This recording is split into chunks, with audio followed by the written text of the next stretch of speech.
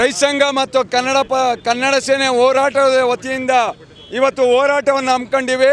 ಹೋರಾಟದ ಏನು ಕಟ್ಟು ಪದ್ಧತಿಯಿಂದ ನೀರು ಕೊಡ್ತೀವಿ ಅಂತ ಹೇಳಿಕೆ ಕೊಟ್ಟಿರುವಂಥ ನೀರಾವರಿ ಸಚಿವರು ಇದೇ ಮಂಡ್ಯ ಜಿಲ್ಲೆಯಲ್ಲಿ ಮಂಡ್ಯ ಸಚಿವರು ಒಬ್ಬರನ್ನು ಹೊರತುಪಡಿಸಿ ಅವರು ರೈತರ ಬಗ್ಗೆ ಕಿಂಚಿತ್ತು ಕಾಳಜಿ ತೋರಿಸಿದ್ರು ಇವರು ಅದ್ರ ಬಗ್ಗೆ ಕಾಳಜಿನೇ ತೋರಿಸ್ತಾ ಇಲ್ಲ.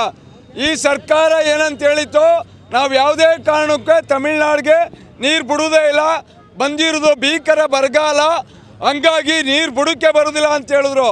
ಇವತ್ತು ಬೆಳಗ್ಗೆ ನ್ಯೂಸಲ್ಲಿ 5 ಗೇಟ್ ಓಪನ್ ಮಾಡಿ, ನಮ್ಮ ಗೇಟ್ಗಳೆಲ್ಲ ಬಂದ್ ಮಾಡಿ 5 ಗೇಟ್ ಓಪನ್ ಮಾಡಿ ತಮಿಳ್ನಾಡಿಗೆ ನೀರು ಬಿಡ್ತಾವ್ರೆ. ಕಬಿನಿಯಿಂದ 7 ಅಡಿ ನೀರು ಕಡಿಮೆ ಆಗಿದೆ. ಒಟ್ಟು 12 TMC 12 ಕ್ಯೂಸಸ್ ಸಾವಿರ ಕ್ಯೂಸಸ್ ನೀರು ಕೊಡ್ತೀವಿ ಅಂದರು. ಈಗ 18,000 ಕ್ಯೂಸಸ್ ನೀರನ್ನ ಕೊಡ್ತಾವ್ರೆ.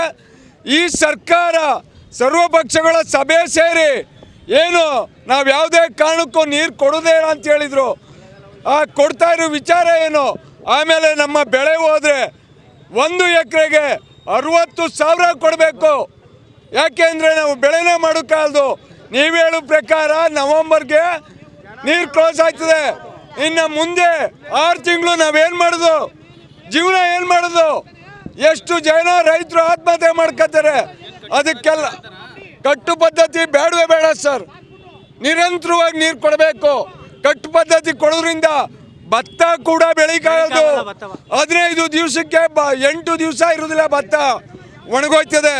15 ದಿವಸಕ್ಕೆ ಹೆಂಗ್ ಸರ್ ಭತ್ತ ನಿಂತ್ಕೋತದೆ?